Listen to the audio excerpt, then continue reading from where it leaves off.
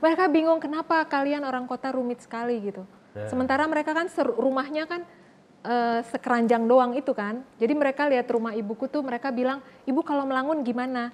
Melangun itu pindah-pindah gitu loh. Kalau orang rimba tuh kalau ada yang meninggal harus pindah-pindah. Karena nggak mau lihat tempat yang mengingatkan mereka kepada orang yang meninggal. Kerja capek-capek nyicil rumah, udah banyak duit, makannya banyak banget yang larangan yang nggak boleh gula, nggak boleh ini.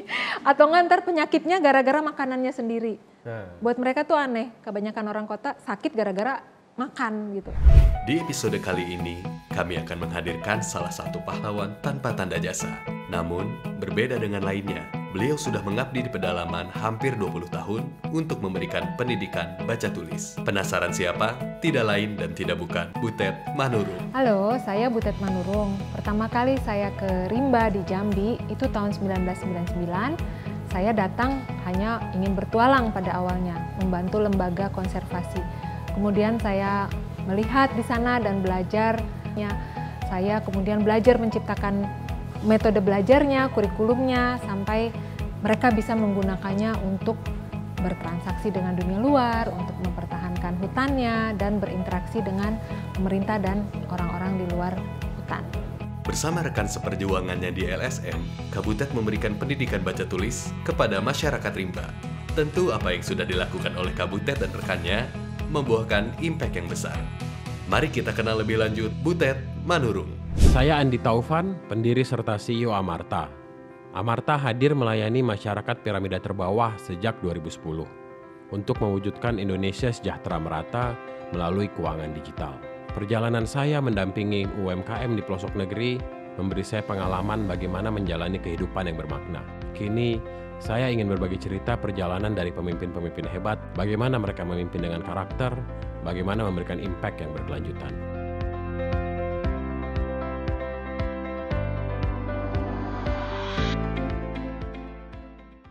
Halo, selamat sore teman-teman semua. Terima kasih banyak udah hadir di acara Amarta Impact Talk episode hari ini. Kita kedatangan Mbak Butet Manurung. Mbak Butet, beri tepuk tangan dong buat Mbak Butet dong. Terima kasih Tovan. Cerita tentang Mbak Butet, nama Mbak Butet Manurung udah lama banget ngikutin perjalanan Mbak Butet mungkin dari awal-awal Amarta berdiri juga. Dedikasinya, komitmen Mbak Butet sampai sekarang buat mendampingi anak-anak rimba. Itu ceritanya sih kalau aku sendiri yang ngikutin selama ini nih, seru banget lah. Terus hari ini bisa Mbak Butet meluangkan waktunya datang ke Amarta, berbagi cerita sama kita semua. Nah, mudah-mudahan semangat dan energinya Mbak Butet bisa tertular buat kita semua. Mudah-mudahan. Makasih udah diajak sini Tovan. Makasih teman-teman. Mbak Butet sekarang aktivitasnya apa aja sih? Aku sedang PhD di University of Amsterdam. Ini tahun kedua, jadi udah setahun kemarin kuliah dan bikin proposal. Nah sekarang mau penelitian di Rimba lagi di Jambi untuk setahun ke depan. PhD ya, luar biasa. PhD antropologi ya. PhD antropologi. Antropologi yang pendidikan. Menggerakkan Mbak Butet mau sekolah lagi buat ambil PhD itu apa? Iya, ada beberapa sih ya. Kalau yang konyolnya itu supaya nggak sombong.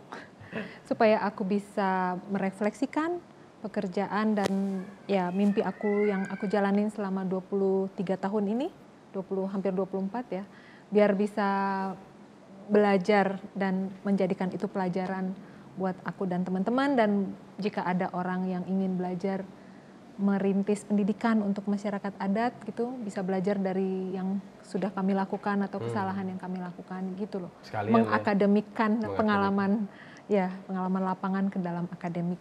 Mudah-mudahan bisa ngasih masukan ke pendidikan nasional juga. Tuh. Kalau ngomongin masyarakat adat atau anak-anak rimba gitu, komunitas adat, mau dong Mbak Butet diceritain ke kita tuh sebenarnya Indonesia dengan ragam adat dan budayanya. Terus kita ngomongin masyarakat rimba, kayak gimana sih tuh masyarakat rimba di Indonesia sekarang? Kalau tadi Tovan ceritakan ingin mendigitalisasi, membantu masyarakat di pedesaan ya supaya punya daya kompetitif yang lebih besar gitu ya. Nah, kalau dilihat masyarakat adat sama masyarakat kota tuh perbedaan yang paling mencolok adalah kita kompetitif dan kemampuan kita dilihatnya individual. Kalau di rimba tuh apa-apa bareng-bareng komunal gitu. Jadi kalau ada digitalisasi dan mengajarkan skill-skill yang kompetitif itu mereka nggak tertarik gitu. Mungkin akan tertarik pada saatnya karena selama ini berburu aja dibagi sama kayak gitu. Kalau anak-anak itu ada yang belajar, aku ada beberapa murid yang kuliah misalnya, selalu dia pikirkan gimana supaya bisa dipakai untuk komunitas aku, bukan untuk aku kayak gitu. Jadi digital belum jadi kebutuhan di sana, nggak ada sinyal juga.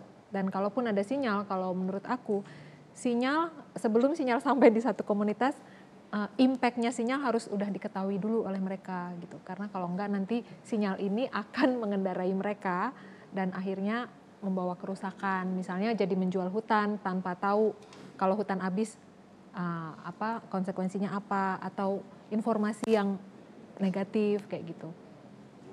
Kalau kebayang ya, maksudnya ya kalau belum tahu baca tulis misalnya, tapi kok udah tahu misalnya informasi-informasi soal game atau soal judi atau ya bahkan info-info yang bertentangan dengan adat istiadat, itu menurut aku mestinya mereka tahu dulu sehingga mereka punya filter kayak gitu. Itu sih bedanya. Sementara kalau masyarakat di pedesaan karena mereka juga mengakses pendidikan nasional, mereka juga ikut dalam pasar, mereka menggunakan uang seperti kita di kota, mereka juga punya cita-cita dan barang-barang yang dipakai konsumsinya semua mirip dengan kota, sehingga kalau kita kompetisikan, kota sepertinya lebih menang dari mereka dalam hal konsumsi ya, dalam hal pendidikan misalnya, pendidikan nasional. Tetapi ada juga kan yang mereka lebih tinggi dari kita, misalnya gotong royongnya, misalnya ikatan satu sama lain, mereka kenal tetangga, nggak seperti kita di kota misalnya. Nah kalau di masyarakat adat itu nggak semua, tapi kebetulan yang didampingi oleh kami itu tidak ada digital, tidak ada sinyal, dan uang juga tidak menjadi mata uang yang utama. Nggak bertransaksi dengan uang. Nggak bertransaksi di antara mereka, nggak dengan uang. Atau ada tapi kecil sekali. Lebih ke kalau transaksi keluar. Misalnya membeli barang atau misalnya membeli ya gula atau alat-alat masak atau bahkan misalnya beras atau rokok gitu. Itu dari luar. Tapi di antara mereka itu kecil sekali. Kalau di rimba, orang rimba di Jambi bahkan enggak gitu. Orang rimba di Jambi bahkan jauh dari interaksi ekonomi menggunakan mata uang rupiah gitu ya? Iya. Mata uang adatnya ada kayak kain misalnya di sesama mereka. Walaupun kadang uang dipakai gitu ya, tapi bukan menjadi yang utama. Secara adat itu kain batik gitu. Oh, kain batik. Jadi misalnya siapa melakukan kesalahan, misalnya ke Taufan gitu, ada yang melakukan kesalahan tuh misalnya secara verbal, kekerasan verbal misalnya, terus Taufan menuntut secara adat, ya orang itu harus bayar 5 kain misalnya atau 10 kain. Nah kain itu beli dari luar sebetulnya. Nah itu dia harus bekerja dan menjual itu keluar, dapat uang, beli kain, dia simpan sebagai mata uang. Jadi mata uang itu kayak karungan gitu loh. Jadi dia akan bilang, aku punya 2 pemungkui harta, artinya punya 200 kain. Kayak gitu. Mereka punya sekolah juga, dari kecil juga diajar oleh orang tua tentang macam-macam ya, gimana supaya kalau pergi kemana-mana bisa pulang, membaca jejak binatang. Kalau melihat ada jejak kancil misalnya, perangkapnya beda tuh sama jejak kalau misalnya beruang atau ular. Mereka akan pasang jerat seperti itu. Jadi pintar secara sebagai orang rimba. Kita juga untuk memenuhi kebutuhan hidup mereka di rimba. Secara skill hidup di rimba mereka pintar, karena profesor masuk rimba belum tentu juga bisa bertahan hidup 3 hari kan. Sama seperti mereka ke Jakarta juga nggak bisa bertahan hidup gitu, bingung. Jadi buat aku setiap masyarakat adat itu profesor di lokasinya masing-masing, pintar gitu ya. Ibu-ibunya punya keahlian sendiri untuk mencari karbohidrat biasanya. Jadi dan ikan-ikanan di sungai, mereka bisa pasang jerat segala macam, bisa membaca tanda alam buat pulang kayak gitu. Terus hutannya itu rainforest ya, hutan tanda hujan. Jadi berbagai macam, sangat heterogen. Binatang-binatang, buah-buahan, ada itu yang lengkeng tadi, ada berbagai macam. Mangga ada belasan jenis gitu ya. Walaupun ya harus diakui kerusakan hutan sangat tinggi. hutan sawit memasuki ke sana dan bahkan beberapa orang rimba pun mengadopsinya. Sangat kecil presentasinya tapi mulai mengadopsi ya karena kebutuhan itu hal-hal dari luar sudah dianggap jadi kebutuhan. Nah, jadinya kan hal yang dilakukan menjual hutan kayak gitu. Cerita itu tadi kan sekarang ngomongnya ya hutan udah semakin habis, Sedikit, semakin sedikit karena diindustrialisasi buat Betul. kebutuhan macam-macam. Kalau kita flashback awal-awal Mbak Butet memulai ini semua masuk ke dalam hutan rimba, mempunyai inisiatif memberikan akses pendidikan, ngajarin anak-anak rimba. Iya. Emang dari awal udah mau mengedukasi mereka supaya menjaga hutan mereka supaya nggak ditebang jadi hutan sawit gitu, atau rencana awal-awalnya kayak gimana sih intentionnya?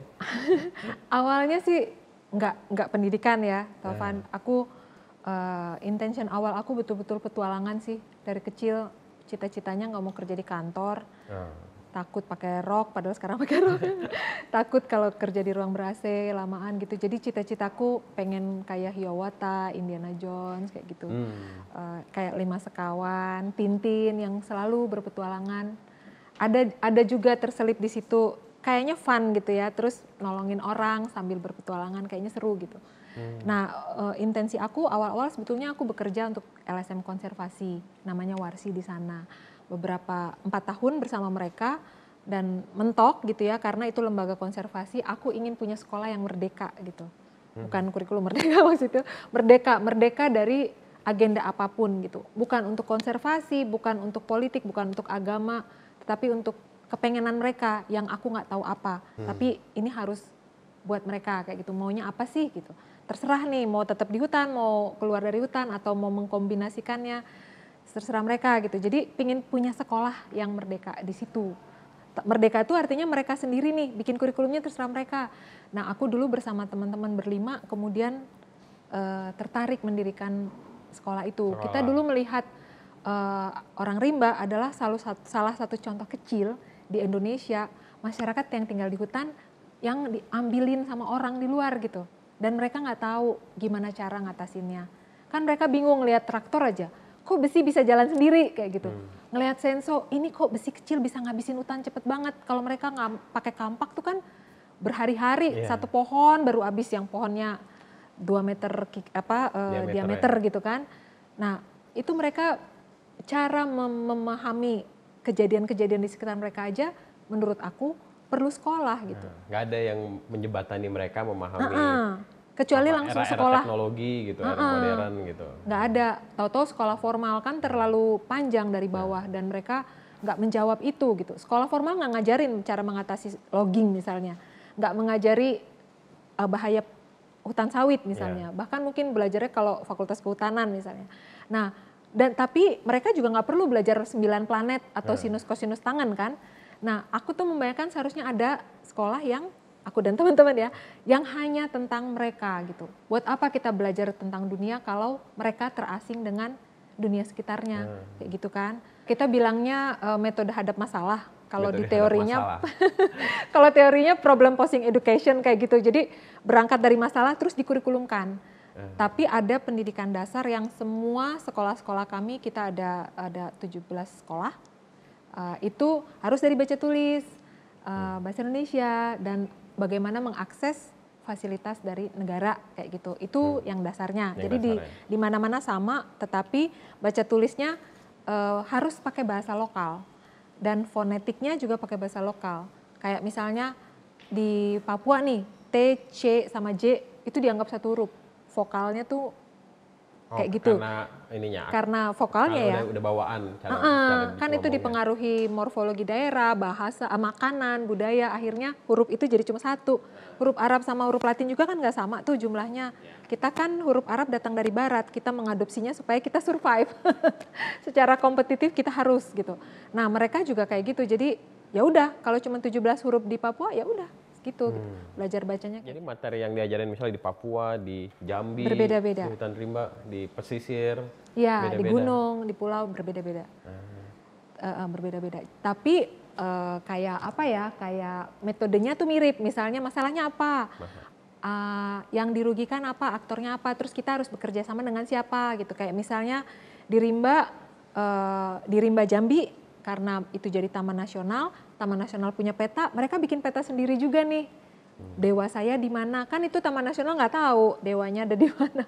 Terus tempat ibu-ibu melahirkan di mana, tempat pemakaman di mana, itu mereka petakan sendiri. Terus kemudian dikasih ke Taman Nasional, sama Taman Nasional diadopsi jadi peta Taman Nasional yang resmi. Dan itu nggak bisa tanpa bantuan si masyarakat adat. Dan ternyata secara saintifik itu juga bernilai gitu. Yang misalnya buat tempat melahirkan ternyata biodiversitasnya tinggi. Gitu. Kita ini kali ya Mbak Butet, kalau teman-teman di sini ada yang mau bertanya langsung.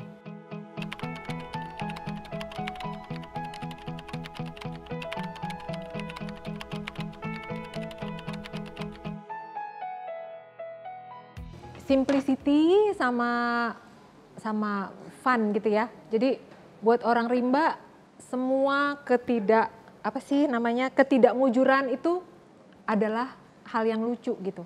Jadi ya misalnya kayak aku nih kena malaria nih, hampir kolaps gitu ya. Mereka tuh masih bercanda, kayak misalnya, Bu nanti kalau ibu mati, sepatunya boleh buat saya nggak? Kalau ibu hidup, janji ya, sepatunya harus dipakai jalan 3 hari, kita datangin kelompok yang di sana misalnya kayak gitu. Jadi sambil ketawa-ketawa dan segala sesuatu yang sial itu lucu gitu. Aku senang itu. Terus kalau simplicity-nya ya misalnya kayak tadi mereka datang misalnya ke rumah ibuku, ngelihat dapur, itu mereka bingung kok pisau macem-macem, pisau potong rambut, potong kuku beda, potong bawang beda, daging. Ya kan, gunting rambut aja beda. Belum kalau mereka ngeliat hair dryer yang macem-macem gitu. Mereka bingung kenapa kalian orang kota rumit sekali gitu. Sementara mereka kan rumahnya kan sekeranjang doang itu kan. Jadi mereka lihat rumah ibuku tuh mereka bilang, ibu kalau melangun gimana? Melangun itu pindah-pindah gitu loh. Kalau orang rimba tuh kalau ada yang meninggal harus pindah-pindah. Karena nggak mau lihat tempat yang mengingatkan mereka kepada orang yang meninggal. Jadi harus pindah bertahun-tahun baru kembali ke tempat itu lagi untuk melupakan kesedihan itu. Jadi mereka heran karena dengar ayahku dulu meninggal di rumah itu, kok kamu masih tinggal di sini, kamu nggak nangis tiap hari gitu. Jadi kalau dapur segede gini gimana bawanya kayak gitu-gitu. Nah itu tuh yang nggak usah pindah-pindah lah. Loh tapi kenapa jadi kayak kenapa baju harus banyak, kenapa kerja seumur-umur untuk nyicil rumah gitu. Kenapa sekolah 12 tahun pas udah kerja mukanya cemberut terus. Jadi mereka selalu bilang kalau aku ke Jakarta lihat orang kerja kok mukanya cemberut terus jalannya buru-buru gitu. Harusnya kan bekerja itu adalah justru hadiah yang dipetik sesudah belajar 12 tahun. Bahkan plus 5 ya kalau universitas. Harusnya kamu kan mencapai cita-cita itu karena udah belajar lama banget. Harusnya senyum terus tiap hari gitu. Yang cemberut itu yang ke sekolah karena belajar gitu buat cita-cita. Itu buat aku simplicity dan logika mereka tuh seru gitu. Kok bisa gitu ya gitu. Terus kerja capek-capek nyicil rumah, udah banyak duit, makannya banyak banget yang larangan yang nggak boleh gula, nggak boleh ini. Atau nggak ntar penyakitnya gara-gara makanannya sendiri. Buat mereka tuh aneh, kebanyakan orang kota sakit gara-gara makan gitu. Buat mereka lebih masuk akal mati karena kurang makan. Tapi kan kebanyakan orang kota nggak gitu. Jadi ya logika-logika yang bikin kaget ya kayak gitu. Pertanyaan-pertanyaan mereka, ngelihat pensil mekanik aja. Kenapa orang bikin kayak gini ribet banget, pakai areng aja kayak gitu-gitu. Terus ya hubungan laki-laki dengan perempuan, tadi aku cerita-cerita dengan Tia bahwa di rimba itu perempuan selalu benar, perempuan selalu menang. Dan perempuan boleh menatap laki-laki, laki-laki nggak boleh menatap perempuan. Laki-laki harus menahan hawa nafsunya sejak kecil diajar. Karena kalau laki-laki tidak menahan hawa nafsunya, dipercaya akan membawa mara bahaya kepada semua orang di sekitarnya. Kalau laki-laki marah aja kepada istrinya atau anaknya, pukul karena mereka percaya laki-laki lebih kuat ya secara fisik. Jadi perempuan boleh pukul suami karena nggak mungkin dia bisa bunuh suaminya katanya gitu. Perempuan boleh pukul anak karena dia nggak mungkin membunuh anaknya. Karena dia pasti pukul tuh karena misalnya nggak makan atau karena apa gitu. Dan perempuan yang cerewetin suaminya itu perempuan yang menarik. Karena pasti kalau suaminya pulang nggak bawa hewan buruan diusir lagi. Kalau pulang nggak bawa hewan buruan balik lagi ke hutan sana. Karena anak-anak harus banyak makan gitu. Jadi perempuan yang cerewet itu justru calon istri yang baik gitu. Nah laki-laki yang rakus bukan rakus sebetulnya jengki ya. Jengki itu artinya yang tidak bisa menahan hawa nafsu bukan menantu yang baik. Gitu. Jadi kalau mereka lihat di kota ada perempuan jalan dan laki-laki seenaknya menatap, itu mereka marah gitu. Kayak gitu, buat mereka memang perempuan nilainya lebih tinggi dari laki-laki. Jadi kalau kayak Amarta melihat perempuan adalah sasaran utama, itu memang betul sekali karena mereka akan mikir anak duluan kalau punya kelebihan kan, kelebihan uang misalnya, barulah diri mereka misalnya kayak gitu. Sama di rimba juga kayak gitu. Seru. Kebetulan pula di rimba kalau yang pegang harta dan mengambil keputusan besar yang mewariskan semua itu perempuan. Nah, ini ngomongin rimba. Sorry, orang rimba di Jambi. Di Jambi. Tetapi Kalau masyarakat di- adat pada di- umumnya memang perempuan punya posisi-posisi istimewa. Feminisme kan lahir di barat. Ketika perempuan tidak punya kesetaraan gaji, melakukan pekerjaan yang sama tapi imbalannya nggak sama. Kalau di masyarakat adat memang udah terbelah gitu. Imbalannya sama adil lah gitu. Perempuan apa kerjanya, laki-laki apa. Feminisme kan lahir karena pekerjaan yang dilakukan oleh orang yang berbeda tapi kok imbalannya nggak sama kayak gitu. Atau kesempatannya tidak sama kayak gitu.